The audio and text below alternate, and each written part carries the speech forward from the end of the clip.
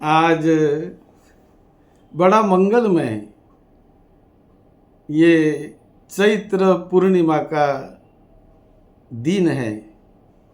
12 अप्रैल 2025 पूर्णिमा का दिन बहुत ही महत्वपूर्ण और बड़ा ही पुण्यार्जन करने वाला होता है। विश्व मंडल में सभी धर्मों में इस पूर्णिमा के दिन का अपना अपना अलग महत्व का स्थान है।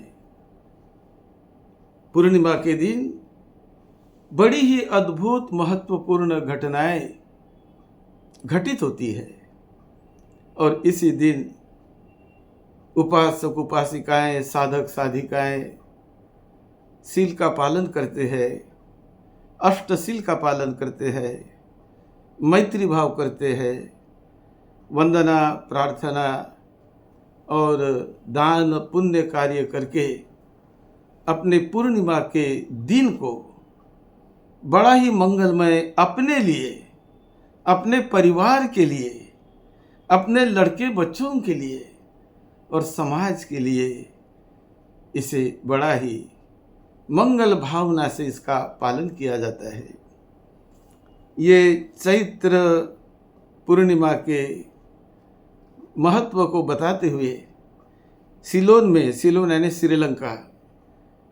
श्रीलंका में तथागत बुद्ध ने 2 बार वहाँ पर भेंट दी थी, 2 बार गए थे, ऐसी वहाँ मान्यता है।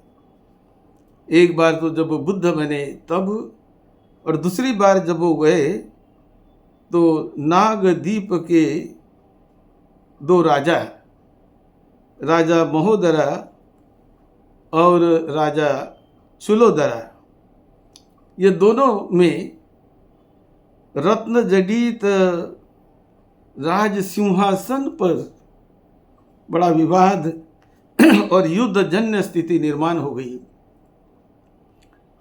एक दूसरे को मारने पर वो तुले हुए थे कि मुझे ये सिंहासन चाहिए, मैं लूंगा।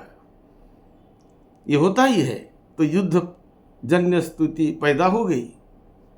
तब बुद्ध ने अपने आंखों से देखा, बुद्ध नेत्र से, और वहाँ पर बुद्ध चले गए और जाकर दोनों को समझाकर, दोनों पक्षों को समझाकर बड़ा मैत्री और प्रेम दोनों में निर्माण कराकर उन्होंने होने वाले युद्ध को रोक दिया, शांति का संदेश दिया।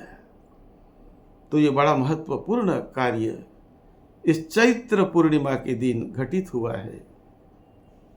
बुद्ध कभी युद्ध की बात नहीं करते, हमेशा शांति की, मैत्री की, करुणा की और प्रेम की वाणी से ही सुख शांति आती है, प्रगति होती है, धन संपदा आती है।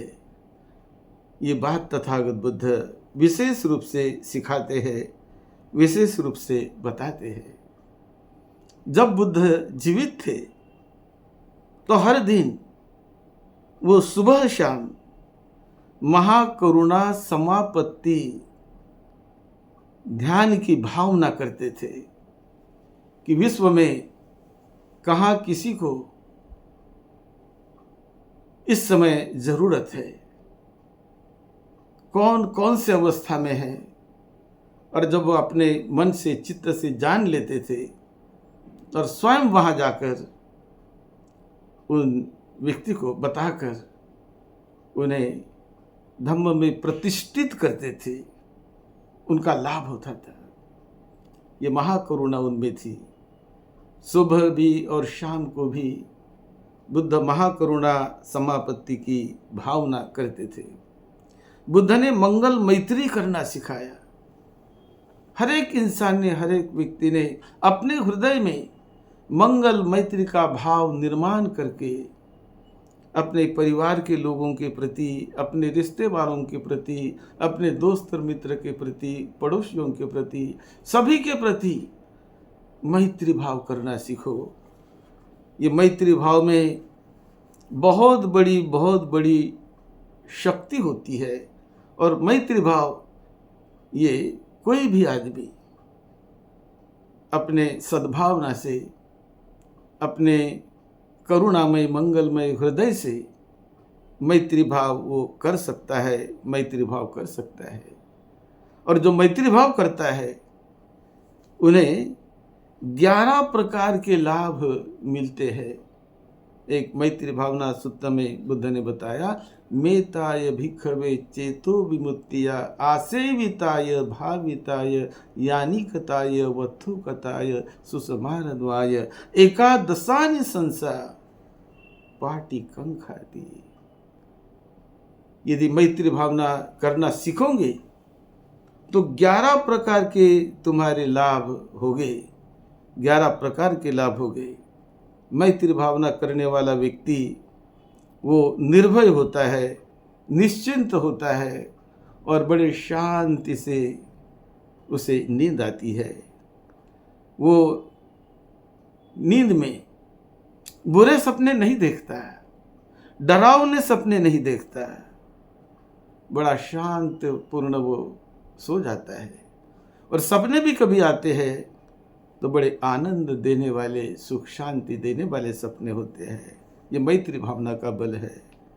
उसी प्रकार मैत्री भावना करने वाला व्यक्ति सबको अच्छा ही लगता है। हर एक व्यक्ति उनके साथ मैत्री करना चाहता है, क्योंकि मैत्री अपने से यदि हम करना शुरू करें तो दूसरों से भी हमें मैत्री मिलती है और उसके साथ हर व्यक्ति अच्छा ही अच्छा व्यवहार करता है, करना चाहता है। और मैत्री भाव केवल इंसान के ही प्रति नहीं तो पशु पंछियों के प्रति, अन्य दृश्य अदृश्य जीव सत्वों के प्रति, जो जीव सत्व हमें दिखाई नहीं देते, उनके भी प्रति तथागत बुद्ध ने मैत्री सिखाई। और ऐसे जो मैत्री भाव करते हैं तो उन्हें ये मैत्री भावना की शक्ति चारों ओर से उनका संरक्षण करती है। दृश्य अदृश्य रूप में जब कभी कोई संकट परेशानी उस पर आ जाती है तो मैत्री भावना की अदृश्य शक्ति उनका बचाव करती है, उनका बचाव करती है।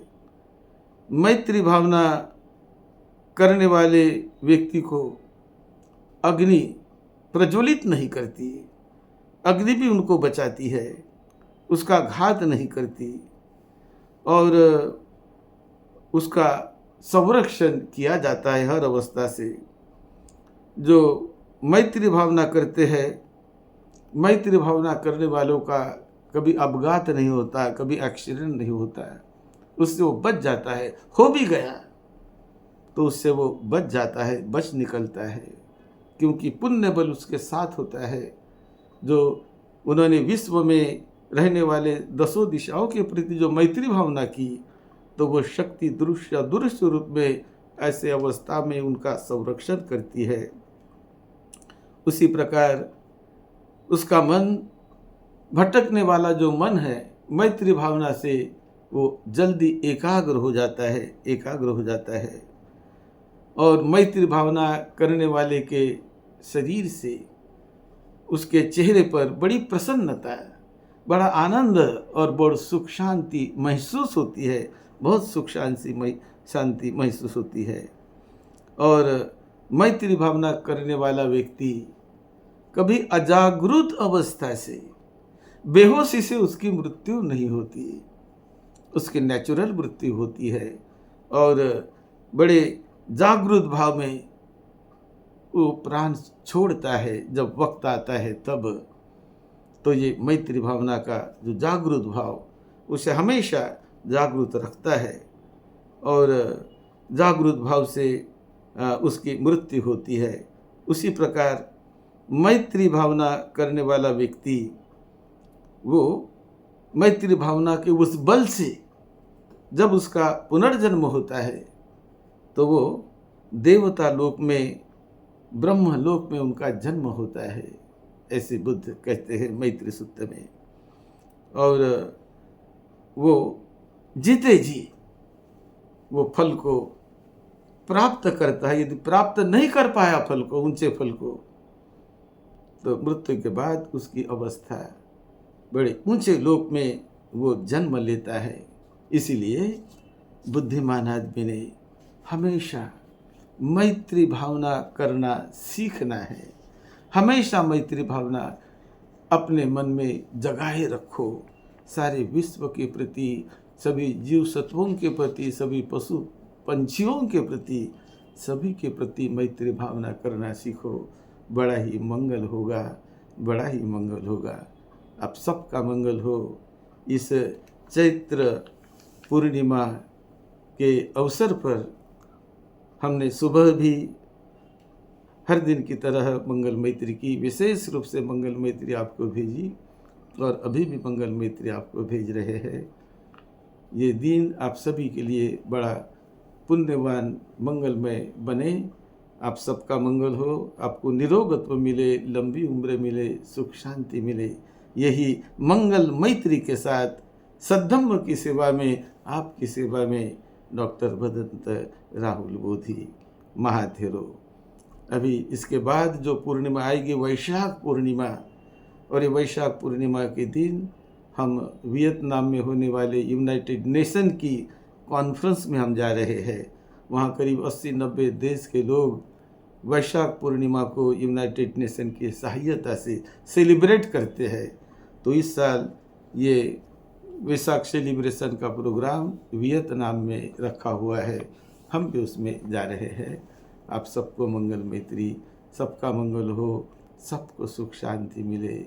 यही मंगल मैत्री और आशीर्वाद आज के इस बड़े मंगलमय ऐसे चैत्र पूर्णिमा पर आपको आशीर्वाद भेज रहे हैं।